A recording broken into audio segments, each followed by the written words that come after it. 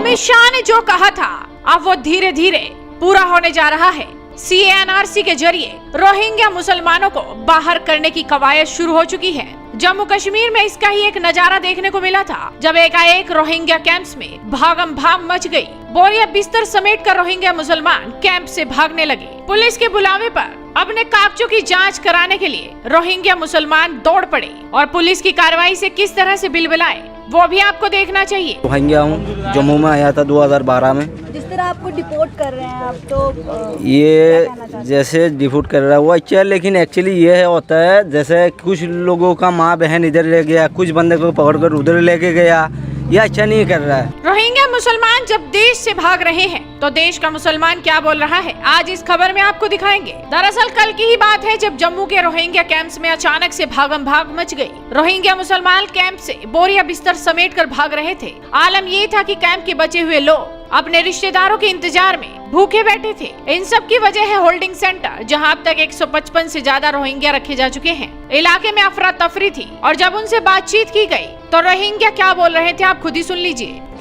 बस यहाँ पर वहाँ भी हमारे ऊपर बहुत जुल्म हुआ था, अभी भी जुल्म हो रहा है। हम वहाँ वापस कैसे जाएंगे?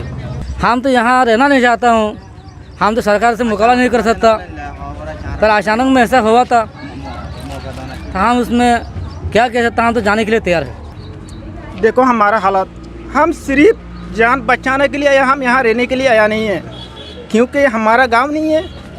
हमारा गांव उधर ही रह गया। हम बिल्कुल हमारा गांव जाऊँगा, बिल्कुल जाने के लिए तैयार हूँ। लेकिन बात तो ये है, हमारे लिए जो नेशनलिटी ले लिया, हम नेशनलिटी अगर वापस करेंगे हमारा देश थोड़ा शांति होगा, हमारा देश आज़ाद होगा, हमारा देश अच्छा जब भी बनेगा हम भी तब भी जाने के लिए हम बिल्कुल तैयार हूँ। हम यहाँ एक जगह रहने के लिए तैयार नहीं है। मैं 2009 में आया था, उस टाइम तो कोई परेशानी नहीं था।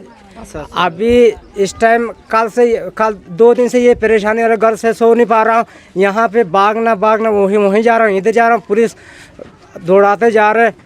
इसी परेशानी में हम वही बोलना चाहता हूँ, परेशानी नहीं होना चाहिए। पहला जैसे ऐसे चलना चाहिए, इस तरफ ऐसा कैसा हुआ। हमें हर बंदे को, हर बुजुर्गों को परेशानी हो रहा है, भाई बहन को परेशानी हो रहा है। ये तस्वीरें मानवीय जरूर हैं, इनके आंखों में आंसू हैं, लेकिन चौंकाने वाला पहलू ये है कि जम्मू कश्मीर में सबसे ज्यादा संख्या में रोहिंग्या मुसलमान बसते हैं और अगर इन्हें बाहर नहीं किया गया तो खतरा देश को जरूर होगा, क्योंकि अमित शाह ने पहले ही साफ कर दिया था कि घुसपैठियों को निकाल बाहर करेंगे।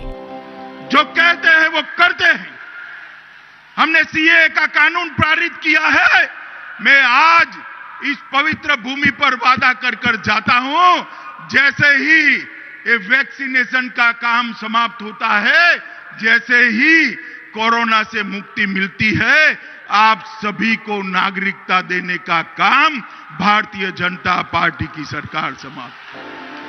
और अब आपको देखना चाहिए, जैसे ही रोहिंग्या मुसलमानों पर एक्शन शुरू हुआ तो देश का मुसलमान क्या बोलने लगा। मोहम्मद आजम खान लिखते हैं, एक समय था जब कई देशों में रोहिंग्या खौफ का पर्याय बन गया था। वामपंथी से भारत में बसाने की वकालत कर रहे थे। आज खबरें आ रही हैं कि रोहिंग्या अपना सामान समेत उल्टे पांव भाग रहे हैं। समय बदलते देर नहीं लगती, अपना भारत बदल चुका है। अकबर शेख लिखते हैं, रोहिंग्या को भारत में बसाने का प्रयास वही लोग कर रहे हैं जिन्होंने CAA का पुरजोर विरोध किया था, शाहीन बाग जैसे खतरनाक देश तोड़ो आंदोलन किए थे। अब इन घुसपैठियों को उनके वतन वापस भेजने का सही समय आ गया है। खुर्शीद खान लिखते हैं, जम्मू कश्मीर में अवैध रूप से रह रहे करीब 10,000 रोहिंग्या मुसलमानों को वापस म्यांमार भेजने की तैयारी शुरू हो गई है। मुझे ये समझ नहीं आ रहा, इसमें केवल मुसलमान ही क्यों हैं और कोई क्यों नहीं। तो देश का मुसलमान यही बोल रहा है कि अब वक्त बदल गया है, देश बदल चुका है, अब एक्शन जबरदस्त तरीके से होगा। और देखा जाए तो म्यांमार की ना तो सीमा जम्मू कश्मीर से सटी है और ना मौसम कहीं मेल खाता है, लेकिन इसके बावजूद रोहिंग्या नागरिक जबरदस्त तरीके से जम्मू कश्मीर में बसे हैं और ये एक बड़ी साजिश का नतीजा है। लेकिन अब इस पर एक्शन शुरू हो चुका है।